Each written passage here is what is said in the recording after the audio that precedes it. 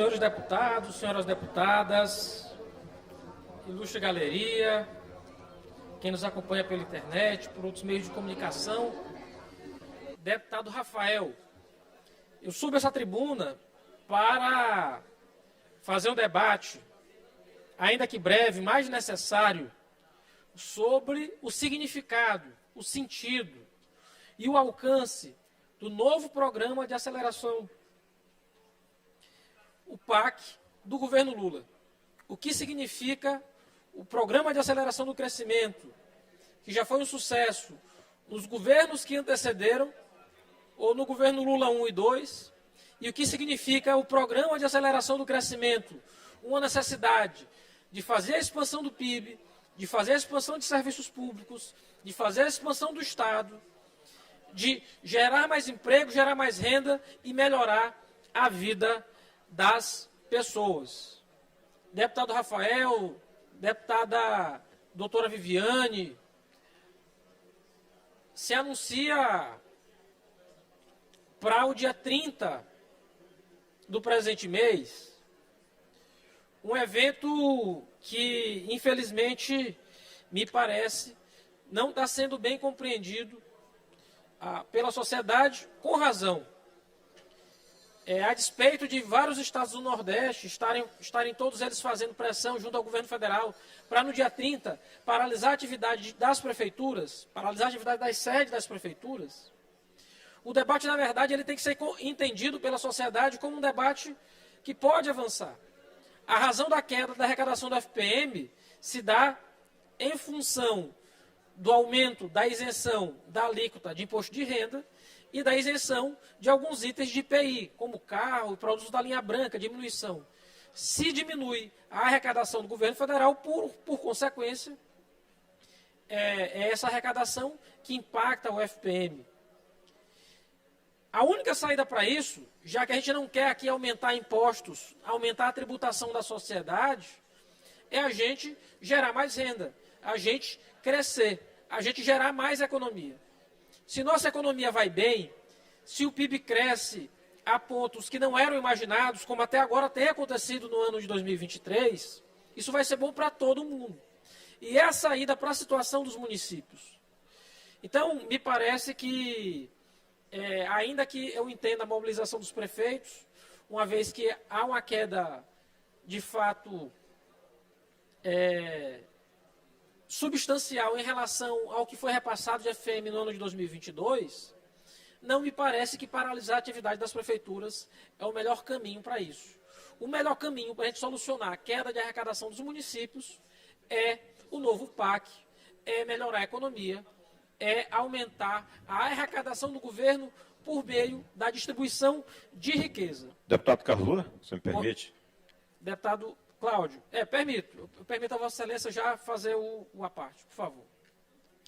Bom, eu quero colaborar aí com essa linha de pensamento seu com relação ao que a FAMEM propõe aos prefeitos do Estado do Maranhão de paralisação. Eu sou rigorosamente contra. Encerrando não vai ter paralisação. Prefeito tem que trabalhar dobrado. Prefeito tem que ser oportunista de buscar as soluções para o seu município. Não é para prefeito transformar o município em muro de lamentações. Não há crise que faça prefeito estar fazendo greve. Prefeito tem que buscar soluções. Então, eu sou rigorosamente contra a paralisação, ora proposto pela FAMEM.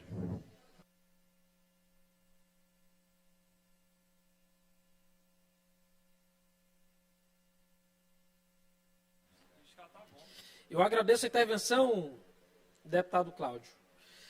E me parece que, de fato, esse é o caminho mais adequado. Mas queria falar dessa oportunidade que surge para os municípios e para o Estado do Maranhão, que é exatamente o Programa de Aceleração do Crescimento. No conjunto de obras que foram anunciadas nesse mês de agosto, a gente tem obras muito importantes, como a adequação da BR-135 e da 316, Miranda do Norte, Timon, não é isso, deputado Rafael? A duplicação da BR-010 entre Imperatriz e Açailândia, e aqui muitos deputados da região tocantina sabem quanto há necessidade da duplicação da saída de Imperatriz A universalização do abastecimento de água em Barreirinhas, em São Luís, também em Imperatriz e muitas moradias do Minha Casa, Minha Vida.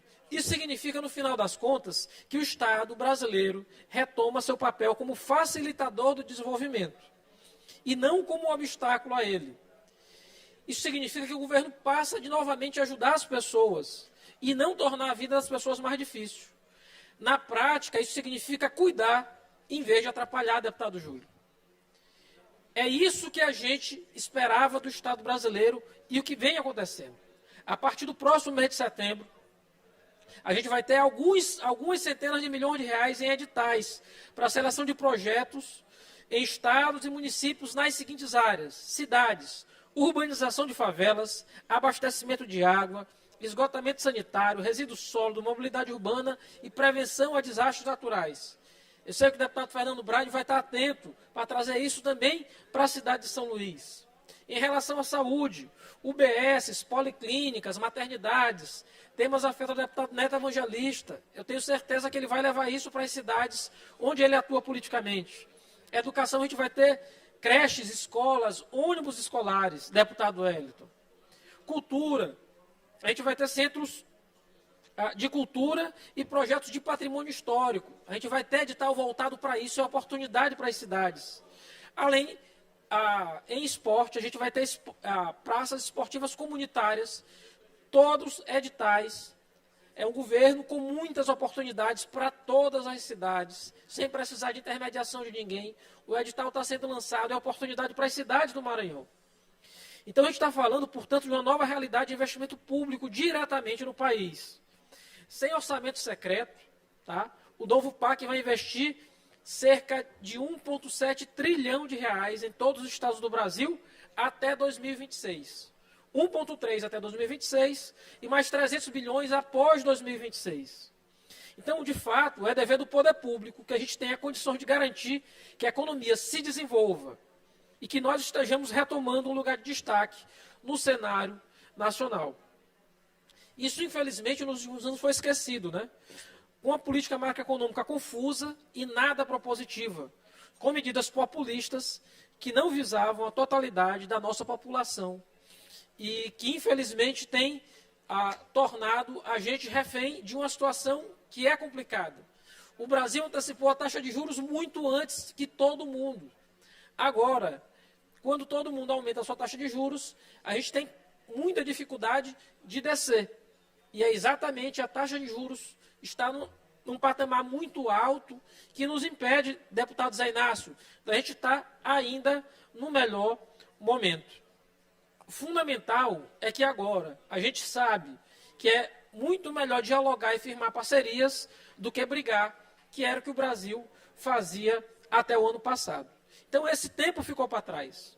Os números do novo PAC são expressivos e sinalizam um novo tempo para os brasileiros e para o Brasil. A tempestade passou, portanto é hora de correr contra o enorme prejuízo que foram os anos de 2019 a 2022 para o Brasil. E aí eu queria falar ainda, deputado Júlio, do que vem de investimento para o Maranhão. Deputado Davi, só a inclusão digital e conectividade, 3,1 bilhões para o Maranhão. Educação, ciência e tecnologia, mais de 21 bilhões virão para o estado do Maranhão. Infraestrutura social, inclusiva, 400 milhões de reais. Cidades sustentáveis, deputado Rafael, Vossa Excelência que vai ser prefeito da cidade de Timon, 7,7 bilhões de reais para o Maranhão. A gente não pode perder essa janela de oportunidade. Transporte eficiente e sustentável, 15 bilhões de reais. Transição e segurança energética, 30 bilhões de reais, deputado Rafael, deputada Solange. Inovação para a indústria de defesa, 900 milhões de reais para o Maranhão. Mas eu queria, deputado doutor Iglesias, também falar do eixo saúde, porque serão construídas novas unidades básicas de saúde, policlínicas, que agora o governo federal também passa, a partir desse modelo de de ter policlínicas com especialidades médicas espalhadas pelo Estado, passa também a ser modelo para o Ministério da Saúde, esse modelo que a gente implantou aqui no Estado do Maranhão. Então, além de unidades básicas de saúde, policlínicas e maternidades, a gente também vai ter compra de ambulância para ser entregue aos municípios. Além disso, o novo PAC também investe no complexo industrial de saúde, fortalecendo a oferta de vacinas e hemoderivados e também telesaúde. O investimento no Maranhão, só no PAC Saúde, é 1,3 bilhão de reais. E na minha reunião que tive com a ministra Anísia Trindade, com meu amigo Nésio Fernandes, secretário de Atenção Primária do Ministério, a gente falava exatamente do PAC Saúde. A gente pode se reunir, pode conversar, e hoje eu posso afirmar que, contrariamente ao tempo em que fui presidente do CONAS, onde a gente não tinha nenhuma capacidade de diálogo com o governo federal, a mentalidade mudou. As portas que eram fechadas, hoje estão abertas para um diálogo institucional, sério, republicano. Então, no lugar de ligações não atendidas, hoje eu tenho uma postura que muito me orgulha, da ministra Anísia e da sua equipe. A primeira ministra, a primeira mulher, uma pessoa que tem currículo, que tem trajetória, que tem personalidade pública à altura do cargo que ocupa, coisa que muitas vezes não aconteceu no passado. E mais do que isso, porque a gente passa até agora um ministério que acredita, defende e trabalha todos os dias para fortalecer o SUS. Se a gente tinha um ministério que desconhecia o SUS, hoje a gente tem um ministério que trabalha de forma incessante para que não aconteça mais sabotagem ao sistema de saúde. A realidade das políticas públicas do país, portanto, deputado Júlio, mudou. E mudou firmemente e segue mudando. É investimento público direto, com eixos claros, critérios definidos, objetividade e planejamento, de curto, médio e longo prazo. Para que a gente possa voltar a sorrir, mas para que o futuro das próximas gerações também esteja garantido. Voltar a ter orgulho de ser brasileiro, nada mais, nada menos do que isso.